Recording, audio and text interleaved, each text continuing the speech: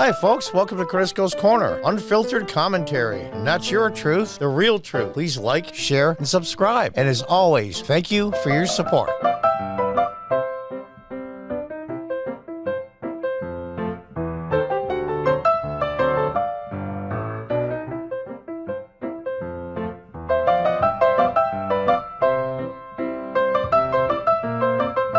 Hi, welcome back from thedailymail.com.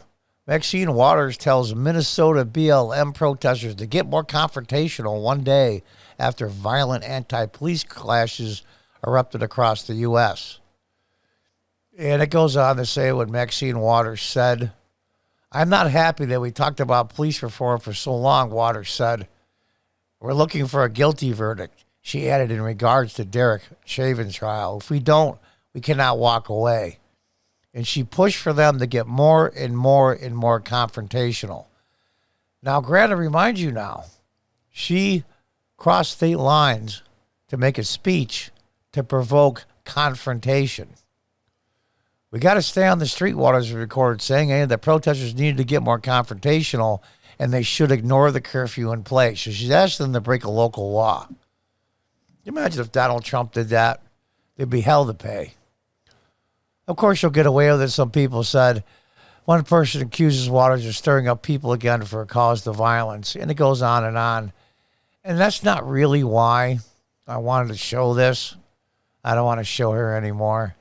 I mean, I wouldn't hire her to count the bottles in my bottle redemption center I used to own, let alone anything else.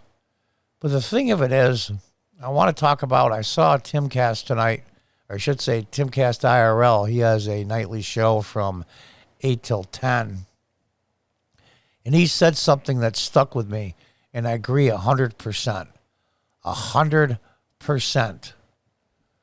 These law enforcement individuals, police officers, have put up a lot of crap. They're called names.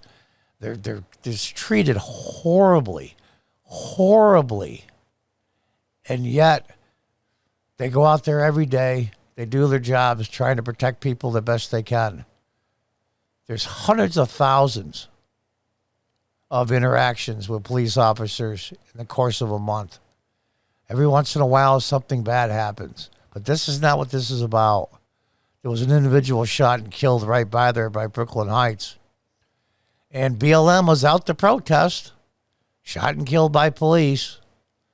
Well, then two things happened. They realized on their way to there to protest the police brutality, it's not because the individual was a dangerous criminal with a gun that had a violent history of violence. He was in the middle of a carjacking. And with his gun, he tried to carjack 4 more cars to get away. He eventually was stopped and shot and killed. Why did BLM stop protesting? Or decided not to protest, I should say? Because the guy was white. Now, are they against police brutality and want police reform? Or they only wanted police reform for black people.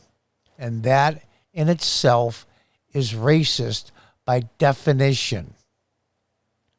But I digress. Let me go back to what Tim Pool said tonight. His dad was a firefighter, so he's got some insight.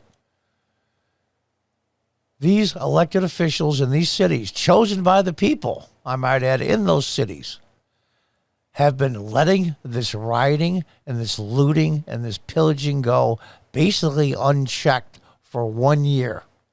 Look at Portland. Look at all the cities. Look at New York City. Manhattan is a disaster. It's in part because of COVID, but they destroyed hundreds of millions of dollars worth of property and goods.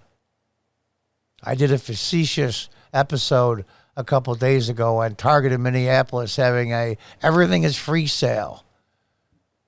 It's ridiculous.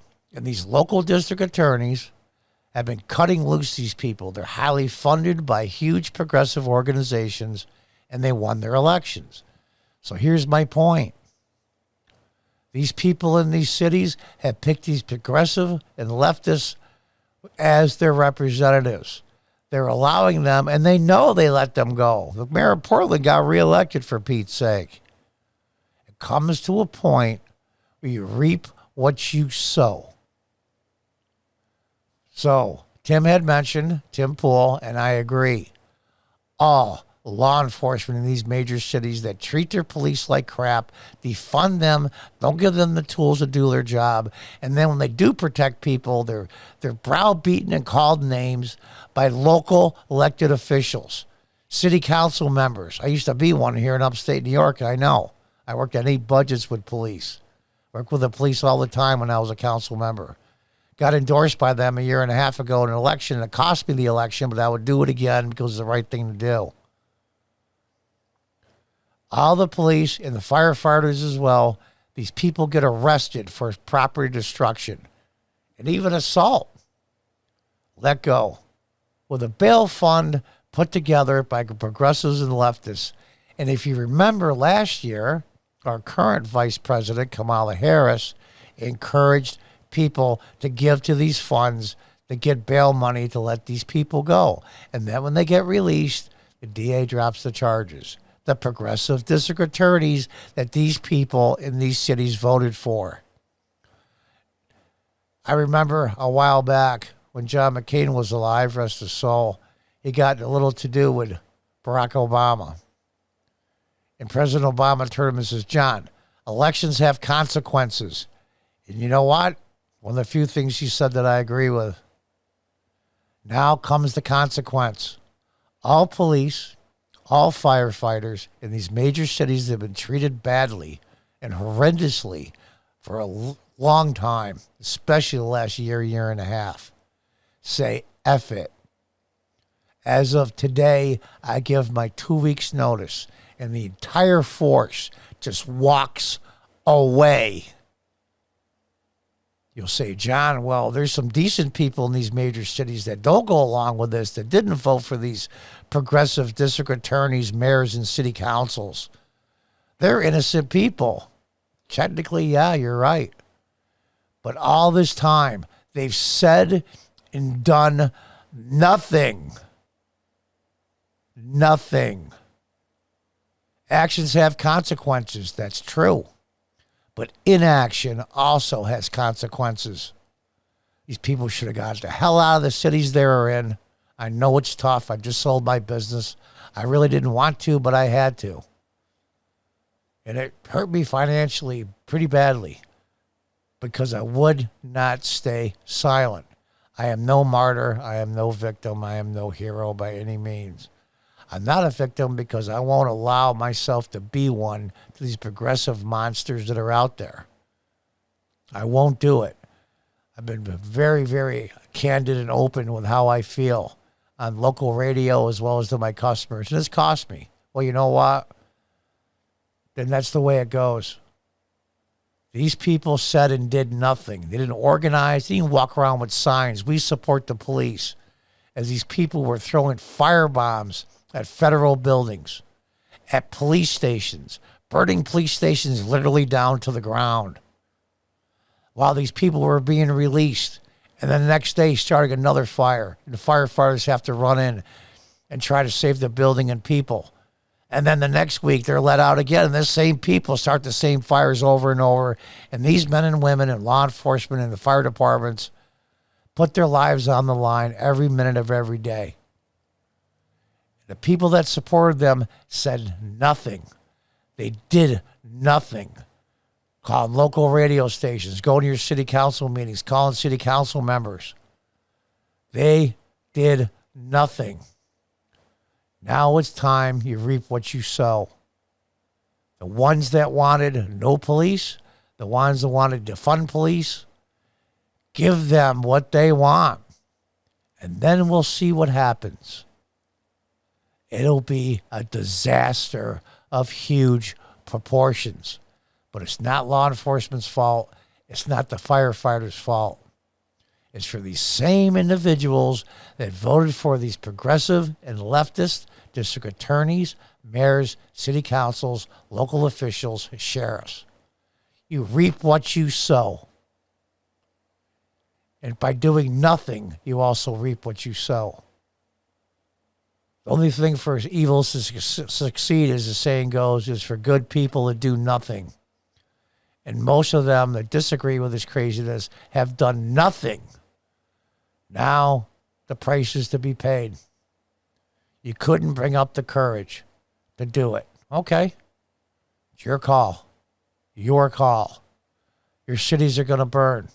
I encourage all law enforcement and fire departments in these major cities. They've been treated like dirt and worse, to say, you know what? Life's too short to take this kind of abuse. I did this job to help people, and all I get is grief. And I may actually die or end up in jail for how many years. I'm not doing it anymore. As of today, I give my 2 weeks notice. And let them do that by the tens of thousands in these cities. And then you'll see the repercussions. Then you'll see that elections do have consequences. And when these cities basically burn to the ground, then maybe finally you'll wake up and say, I can't allow this anymore. God knows how many people will die and how much destruction will be caused. But that's the price you pay for doing nothing. So, hey, like Tim said on the show tonight, I encourage them to walk away. His dad was a firefighter. He knows.